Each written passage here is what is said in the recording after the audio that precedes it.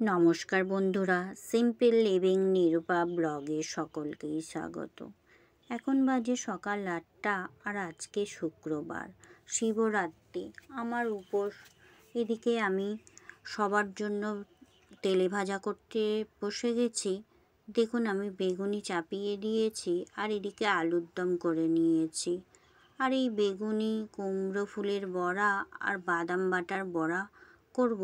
আর এইগুলোতে সাহায্য করে সায়নের বাবা রায়বাবু, কিন্তু আজকে উনি এখনও বাজার থেকে এসে পৌঁছাননি, তাই আমিই করছি। আর আমি একটা করে করছি আর সায়ন এদিকে খেতে থাকছে। সায়নের বাবা বাজার থেকে এসে গেলে অবশ্যই আমাকে সাহায্য করবে, কারণ উনি কড়াতে ছাঁকতে থাকেন আর আমি দিতে থাকি। কটা তো করে নিই যতক্ষণ না হাসে। বেগুনি তো খুব ভালো করেই বেশ টুবো টুবো করে ফলে উঠেছে। আমি এগুলো তুলে নিই। দেখুন, কতগুলো আমার বড়া হয়েও গেছে, ভাজাও হয়ে গেছে। এবার রায়বাবু ভাজতে বসে গেছে, বাজার থেকে এসেও গেছে। দেখুন, ভাজতেও শুরু করেছে, আবার খেতেও শুরু করেছে। আর এদিকে ছেলেও গেছে, দুজনে মিলে খাচ্ছে।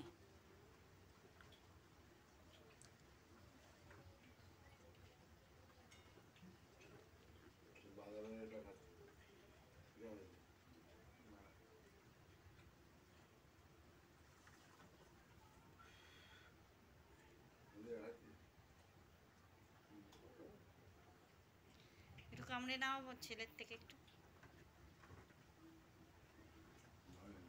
দুজনে তো এইভাবেই খেতে থাকছে। আর এদিকে তেলে ভাজা এবার শেষের দিকে, লাস্টের দিকে একটু লঙ্কা বড়াও করে নিয়েছে। এবার সব তেলে ভাজা ভাজা হয়ে গেছে। দিদাকে দিয়ে এলি না তো। আর মা এদিকে বাইরে বসে আছে। সায়ন চলেছে দিদাকে একটা তেলে ভাজা দিতে।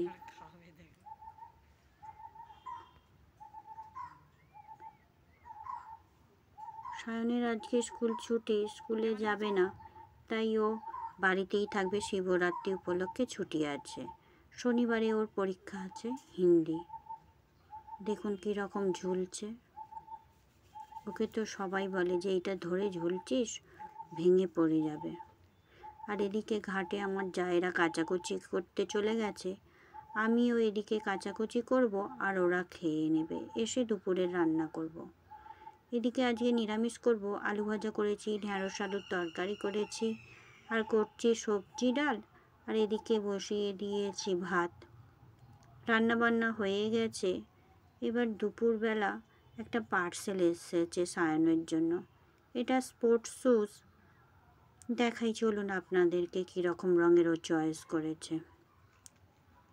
ও তো এখন বাড়ি নেই, আমি পার্সেলটা নিয়েছি। দেখুন, পুরো গাজর কালারের নিয়েছে। এবার রেখে দিই। সায়ন একটু বাইরে খেলতে গেছে, ও এসে দেখে নেবে ওর জিনিসটা। এবার তুলে রাখি জায়গা মতো। আর এদিকে মায়ের চান করা হয়ে গেছে। মা পায়চারি করছে। আমি বললাম একটু বাইরে দিকে যাও, বললো না, এখানটায় রোদ আছে, আমি এখানটায় একটু দাঁড়িয়ে থাকি।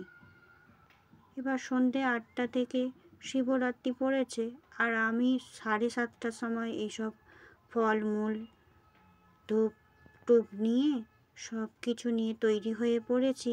এবার শাড়িটা পরে নেব। শাড়ি পরা হয়ে গেছে, পুজো দিতে যাব। তাই সায়নকে একবার বলে যাচ্ছি যে পুজো দিতে যাচ্ছি, তুই পড়াশোনা কর। আর আমি দাঁড়িয়ে আছি দিদির জন্য, দিদি এলে তবেই আমি যাব। দিদি এসেও গেছে। এই যে আমার সব জিনিসপত্র নেবে আর আমার সঙ্গে যাবে। মাকে বলেছিলাম মা যাবে না, চোখের অপারেশন আছে, কোথায় রাস্তায় ঠক্কর খাবে। আর আমি এসে পৌঁছে গেছি আমাদের গড়চণ্ডী মন্দিরে। এখানে এসে দেখি পুজো আরম্ভ হয়ে গেছে। অনেকেই পুজো দিতে শুরুও করে দিয়েছে। আমি পরের বারটায় পুজোটা দেব, এদের পুজোটা দেয়া হয়ে গেলে। প্রথমেই আমি মন্দিরে প্রণাম করে উঠছি। মন্দিরে উঠেই আমি আপনাদেরকে একটু মন্দিরের চারপাশটা দেখিয়ে দেব। চলুন দেখাই আপনাদেরকে মন্দিরের চারপাশটা। প্রথমেই দেখাই আপনাদেরকে গড়চণ্ডী মাকে। দেখতেই পাচ্ছেন গড়চণ্ডী মাকে, উনি দুর্গারূপে পূজিত হন, আর পাশেই আছে জয়চণ্ডী ওনার বোন। এই দেখুন, এই একটা মন্দির, আর এটা শিব মন্দির, তার পাশে রয়েছে একটা ঘর, আর এটা হচ্ছে গড়চণ্ডী মায়ের মন্দির। এটা একটা বড় জায়গা নিয়ে তৈরি এই মন্দিরটা, আর আমাদের গ্রামে প্রচুর মন্দির আছে, তাও আবার বাড়িতে বাড়িতে। এদের তো পুজো শেষ, এবার আমার পুজো দেবার পালা। চলুন দেখাই আমি কিভাবে পুজোটা দিচ্ছি।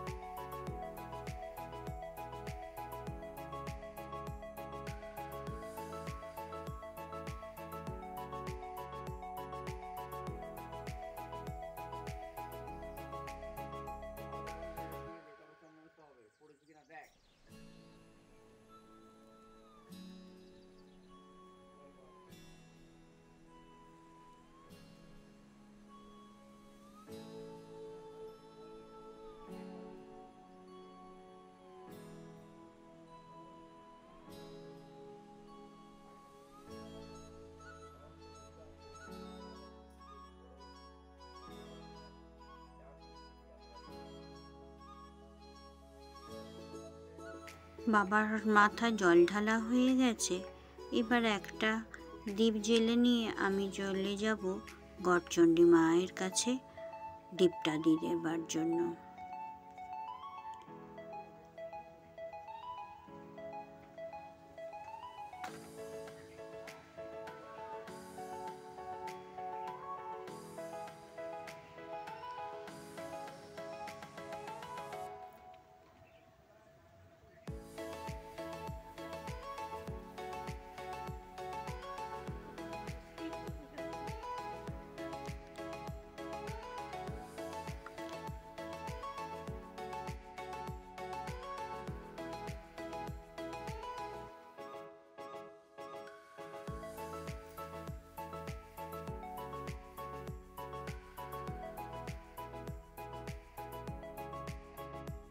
মন্দিরের সব পুজো শেষ হয়ে গেছে, এবার আমরা চলে আসব বাড়ির পথে। পুজো শেষ। এই জেঠুর জন্য ফল দিয়েছে, বলছে জেঠু আসে নে, জেঠু কি লম্বা হয়ে গেছে। রাত্রে একটু জল খেয়ে নেব, তার পরের দিন রায়বাবু নিয়ে চলে এসেছে বাজার, তার সঙ্গে এনেছে পাকা পেঁপে আর শশা, আমি খাবো বলে, কারণ আমার তো উপোস। এদিকে রায়বাবু বাজার থেকে এসে পড়েছে, আর সায়নের আজকে হিন্দি পরীক্ষা বললাম, ও পরীক্ষা দিতে যাবে, এবার সবাইকে প্রণাম করে নিচ্ছে। আর ওর আজকে শরীরটা ভালো না, মাঝে মাঝে পেটে ব্যথা করছে। ওর জন্য ওর বাবা বলছে একটু বসে যা, তারপরে যাবি, কারণ সময় তো এখন অনেকটাই আছে। এই সবে 8:45। এদিকে আমরাও একটু 10টার সময় চলে গেছি আমার এই জায়েদের বাড়ি। ওখানে বড় যা বসে আছে আর ছোটটা ময়দা মাখাচ্ছে। এবার তার সঙ্গে সঙ্গে একটু গল্পও করে নিচ্ছি।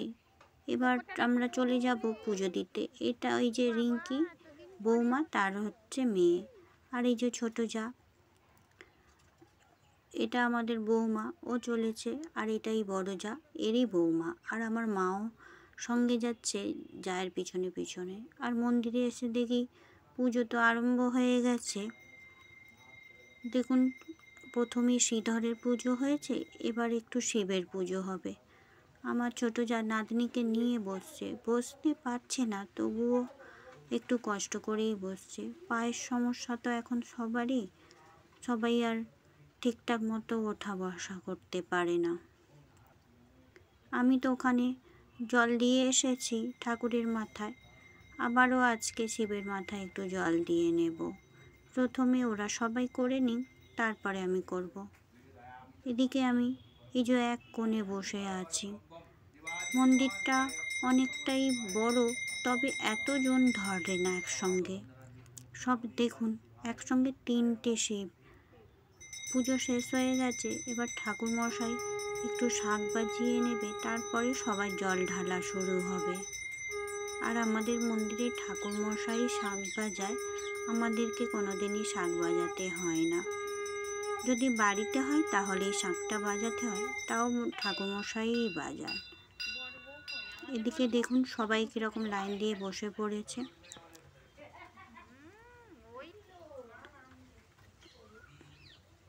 একটু ফুচকেরাও আজকে জল ঢালবে বলে বায়না ধরেছে। এদিকে জল ঢালা শুরু হয়ে গেছে।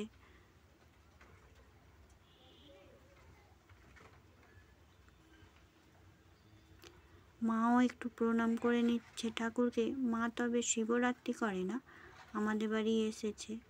আর আমি সবার লাস্টে ঢালছি, কারণ আগে তো আমি ঢেলে এসেছি কালকে, তাই সবার লাস্টে আমি ঢালছি।